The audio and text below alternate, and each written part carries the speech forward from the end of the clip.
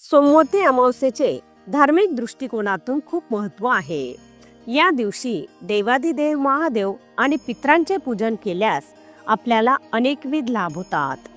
सवाष्ण स्त्रिया या दिवशी देवाधिदेव महादेव आणि देवी पार्वतीचे पूजन करून अखंड सौभाग्याची प्रार्थना करतात आणि सोमवती देवीकडे सौभाग्य टिकून राहण्यासाठी तसेच सुख, शांतता आणि आनंद कायम राहावा यासाठी आशीर्वाद मागतात। सोमवती अमावस्येच्या दिवशी सोमवती अमावस्येच्या व्रतकथेचे पठण करावे। चला तर जाणून घेऊयात सोमवती अमावस्येची कथा। एका सावकाराला 7 मुले आणि 1 मुलगी होती। एक ब्राह्मण अनेक वेळा त्यांच्या घरी भिक्षा मागण्यासाठी येत असे। जेव्हा जेव्हा सावकाराची मुलगी भिक्षा घेऊन येत असे तेव्हा तो ब्राह्मण भिक्षा घेण्यास नकार देत असे आणि तिला सांगायचा की तुझ्या नशिबात चांगले भाग्य लिहिलेले नाही। हे ऐकून सावकाराची मुलगी दुःखी होत असे अनेक वेळा घडले। मग एके दिवशी सावकाराच्या मुलीने तिच्या आईला सगळा प्रकार सांगितला। एक ब्राह्मण कसा भिक्षा मागायला येतो आणि माझ्याकडून भिक्षा घेण्यास कसा नकार देतो हे सर्व तिने आईला सांगितले। सावकाराच्या बायकोने तिच्या मुलीला सांगितले की पुढच्या वेळी तो ब्राह्मण येईल तेव्हा मला सांग। एके दिवशी ब्राह्मण दारात आला तेव्हा सावकाराची बायको दाराच्या मागे लपून सर्व काही ऐकत होती। नेहमीप्रमाणेच घडले। ब्राह्मणाने भिक्षा घेण्यास नकार दिला आणि सांगितले की तुझ्या नशिबात विधवा होण्याची लिहिली आहे, सौभाग्याची प्राप्ती नाही।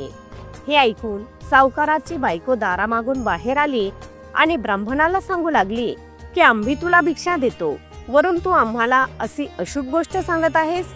ब्राह्मण म्हणाला की मी जे बोललो ते खरे आहे। तुझ्या मुलीच्या नशिबात सौभाग्याची प्राप्ती लिहिलेलीच नाही।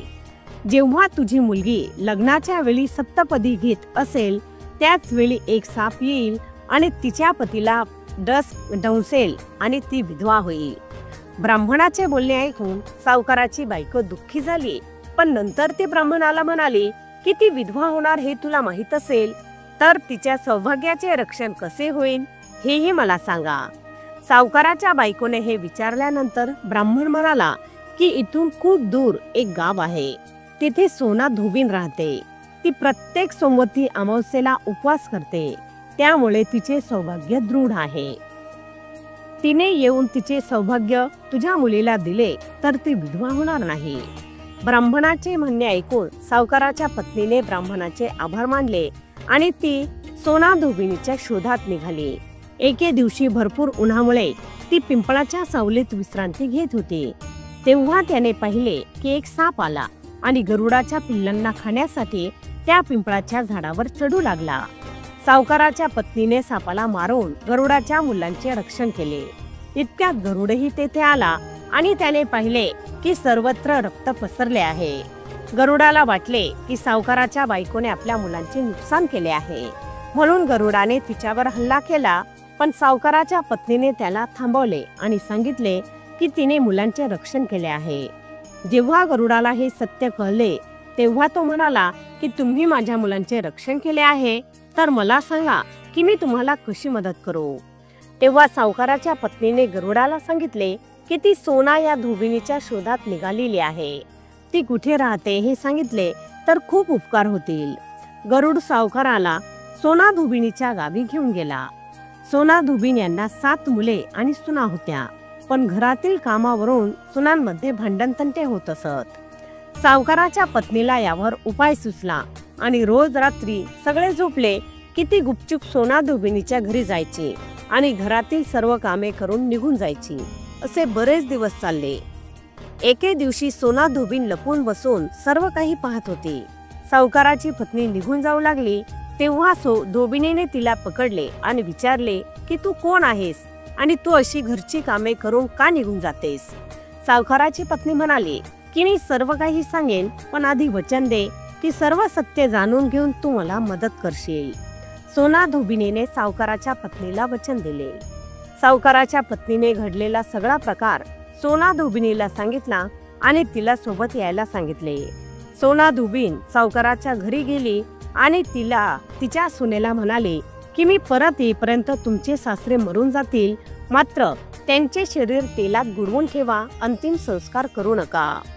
सोना धोबीन सावकाराच्या घरी आले आणि सावकाराच्या मुलीचे लग्न सुरू असताना फेऱ्यांमध्ये एक साप आला. सोना धोबिनीने त्या सापासमोर दूध ठेवले आणि तो साप दूध पिऊ लागला. धोबिनीने त्याला पकडले आणि त्याला मारून टाकले. यानंतर सोना धोबीन म्हणाली की मी आजवर जे काही सोमवती अमावस्ये व्रत केले त्याचे पुण्यफळ मी सावकाराच्या मुलीला देते. यानंतर सावकाराच्या मुलीचे सौभाग्य कायम टिकून राहिले. यानंतर सोना धोबीन आपल्या गावी परत जाऊ लागली. वाटेत जाताना एके दिवशी सोमवती अमावस्या आली. धोबीन यांनी या दिवशी उपवास केला आणि पिंपळाची पूजा केली, कथा वाचली. दरम्यान सोना धोबीन यांच्या पतीचा मृत्यू झाला होता. घरी आल्यावर तिने सोमवती अमावस्येचे पुण्य पतीला दिले. यामुळे तिचा मृत पती पुन्हा जिवंत झाला. जेव्हा लोकांनी सोना धोबीनला विचारले की तू तुझ्या मृत पतीला कशी जिवंत केलेस, तेव्हा तिने सांगितले की सोमवती अमावस्येच्या व्रताचा परिणाम झाल्यामुळे पतीला जिवंत करण्यास मदत झाली. अशा प्रकारे सोमवती अमावस्येचे व्रत आणि उपवास करून आपण आपले सौभाग्य, सुख आणि शांतता तसेच समृद्धी मिळवू शकतो.